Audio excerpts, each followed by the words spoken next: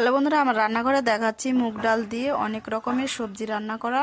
আর দেখুন আলু, পেঁপে, এখানে সিমের বিচি আর টমেটো দিয়ে রান্না করব। কিভাবে রান্না করছি দেখতে থাকুন। প্রথমে আমি কড়াইয়ের মধ্যে তেল দিয়ে দিব, 5 ফোড়ন, শুকনো লঙ্কা ফোড়ন দিয়েছি আর মুগ ডালটাকে সুন্দর করে আমি ভেজে নিচ্ছি। একটু লাল লাল করে ভেজে নিব, তখন দিয়ে দিব এই যে কেটে রাখা সবজিগুলো। তারপরে লঙ্কা ফাটানো দিব কয়েকটা, দিয়ে সুন্দর করে নেড়ে চেড়ে দেবো। নেড়ে চেড়ে দেওয়ার পর দিয়ে দিব লবণ, হলুদ দিয়ে আবারও আমি নেড়ে চেড়ে দিচ্ছি। এই দেখুন, তারপরে দিয়ে দেবো আদা বাটা। আদা বাটাটা দিয়ে ভালো করে সবজিটা বেশ করে কষিয়ে নেব। কষিয়ে নেওয়ার পর আমি দিয়ে দিব হালকা পরিমাণ জল। ভিডিওটা ভালো লাগলে অবশ্যই সাবস্ক্রাইব, লাইক করে আপনারা সবাই পাশে থাকবেন। এই দেখুন জল দিয়ে দিচ্ছি।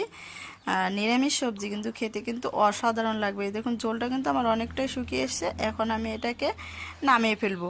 আপনারাও এরকম ভিডিওটা দেখে বাড়িতে নামিয়ে নেবেন। এই যে এখানে